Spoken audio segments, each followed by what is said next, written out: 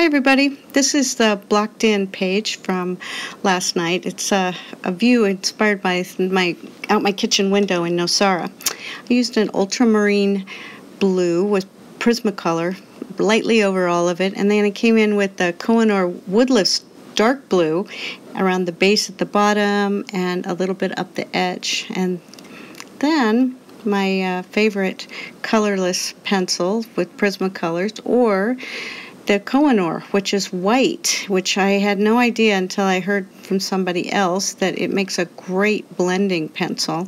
It doesn't have to be sharpened all the time, and it flattens out the colors and gets rid of that graininess without making it a milky or white or yellowing like some whites will. Anyway, I am super happy with it and recommend it, more so even than the Prismacolor colorless blender. Gets right in there into all those little spaces. You don't have to sharpen it all the time. I think I've had this one for over 3 months, and I don't think even a half an inch has come down off of it yet in sharpening. Heliconias, like I was just going to point out, are almost 3 feet long out my window. They're kind of a bright red with yellow on the outside tips.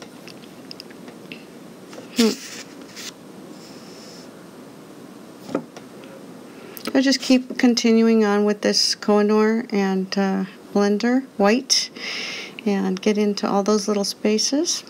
And then come back, and you can see I've added a little more dark green on top of that olive green that I just in the crevices, and just a little to make a little bit of a depth around the flowers, the edges, and down the stem, and just on one spot, just here and there, just to separate the front and the back and both sides there. You want to come in on one side and then onto the other side so that it separates it from the leaves.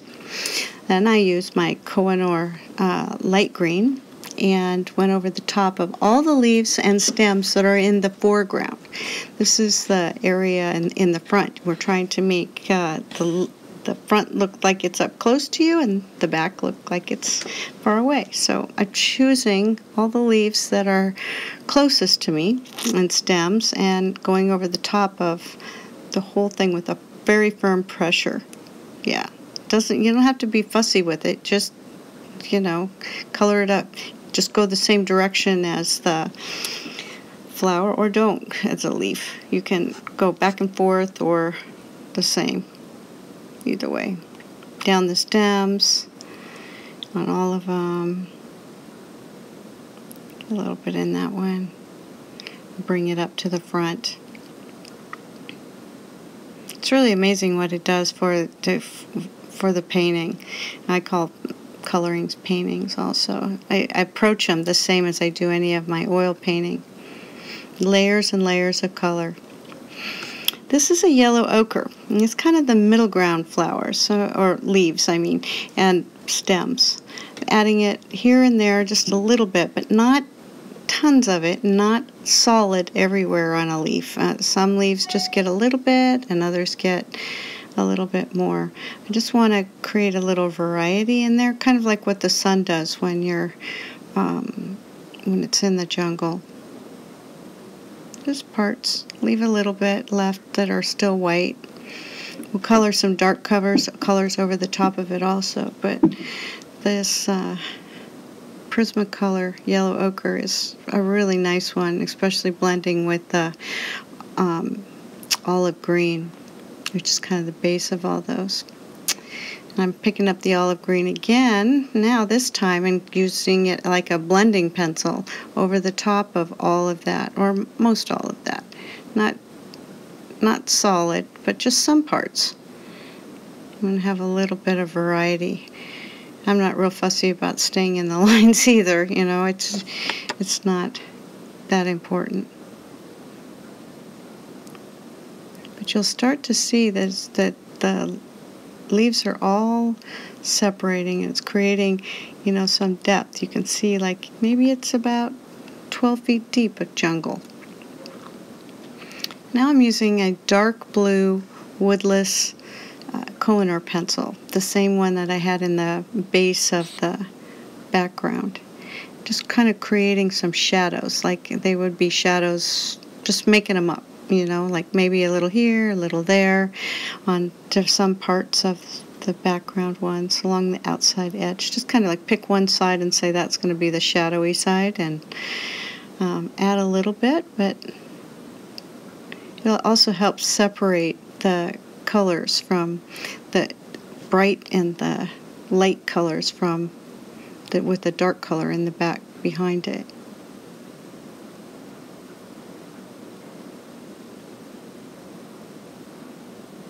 See how they're starting to all kind of come to life? This is another bright yellow. It's like a canary yellow.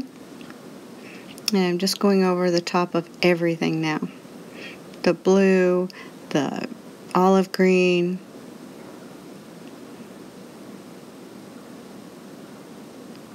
medium greens. And we'll start to make the leaves come to life and the feeling of some morning sunlight coming through there.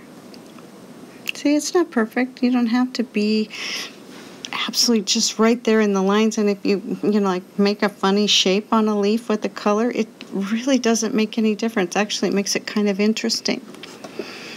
Now when you get to, I'm going to show you what I did with the heliconias. I started with a crimson lake, and then I went over it on top of it with the scarlet lake, and kind of filled in on top of the stem there too, right over the yellow and into the green. And you'll be able to see just little hints of the colors underneath it, and it looks so lifelike.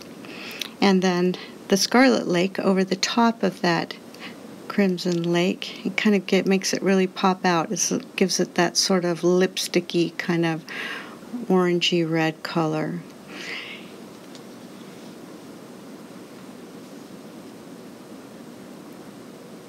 Really simple. Then I'm using an orange yellow or yellow orange. It's like number 917 with Prismacolors, and filling in the little yellow spots. And don't worry if there's little bits of blue from the background in there, because they'll mix with the yellow and make a green, and that's actually what's really happens with those plants. They have kind of a little green tint to their to the yellow. Now moving on to the middle ground. I use the light yellow with Koh-i-Noor woodless pencil. And I just kind of go over everything, right? Just right on top of all those greens, even the stems. Just staying away from the little plants in the middle ground, but that will get dark green and a little bit of a maroon color. Isn't that? It's real easy, real simple, just right over the top of them. It's going to make it seem like it has light and depth. You want to make sure you get on both sides. If you go on one side, go on to the other, so that it doesn't stop where there's a leaf or a branch or whatever. I'm going to use a dark green and Prismacolor and a Tuscan red to finish up these little foreground plants and a rock to hold the page down. The red can be any color you like. They're called crotons, and they come in oranges and yellows and dark greens and light greens, dark greens. Every color you can think of almost, except for violet, I guess. But it's the jungle and the tropics, and you can get very tropical with your colors too. Probably speed this up here real quick. I'll finish up with those leaves with dark green Barrel Prismacolor 908.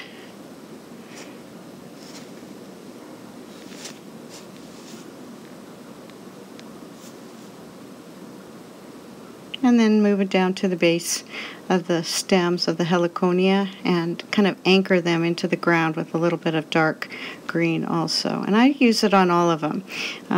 Some of them a little more than others, but all of them right down there at the base, because I want to really separate that foreground from the middle ground and all the way up. Kind of help them jump apart there. little more too.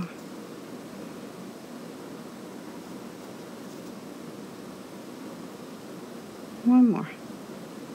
There. Looks good. Now I'm bringing out light green. It's going to go in the middle, right under and between the dark green and Tuscan red plant, and really help kind of separate those. So I have the super light in the background, and now I'm going into a medium light green and filling it in all those little spaces. This is like burnishing it in. I mean, it's really a very firm pressure. Oops, forgot that one. Finish up the little parts you forget. Come back in and get a little bit underneath each one. Remember when I said if you go on one side, you need to go on the other side when you're trying to create depth. This is raw umber, and I'm pretty much just putting a light layer of it all the way across the bottom foreground. I'm also going to use it up in the middle and in a couple other little spots to kind of make it not seem stripy, but to make it to have kind of a little bit of warmth up in there, and yeah, and around some things. Just add a little color. Then I grab the sap green, and that is another Kohinoor woodless sap green, and I'm going to burnish on top of all of that raw umber and finish up the painting. It's kind of amazing what it does. It just, you know, everything starts to come to life and really creates a jungly look. You don't know what's hiding in there. Believe me, I never go in the jungle without some boots on.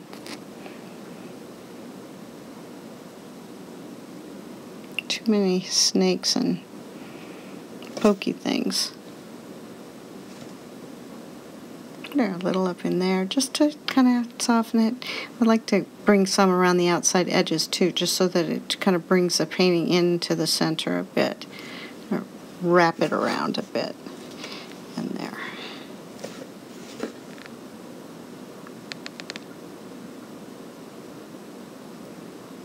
Now I'm just sort of messing around. You can add little speckles here or there, whatever, if you want, but it's not really necessary, I guess. I don't know. You get to play with it. That's what coloring is all about. It's about having fun. And there, pretty much done. Take a look at that. I'll bring it in a little closer for you. You can see the top flowing down into the jungle. Pretty cool. Nice quote.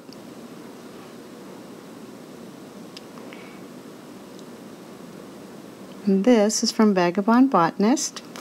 It's book 3 in the Vagabond Mindfulness Coloring Book series, and it's available on Amazon. On the back, you can see little thumbnails of the other 24 different prints to color, and of course little Mango down there. He's a watercolor I did of my boy Mango, kind of my best friend. And there you have it. Take one more look, open it up. I've got a few pages I'm getting started on. Whoop, there it is. Wow, I love it. Hope you did too. You guys have a great day and happy coloring. Good day.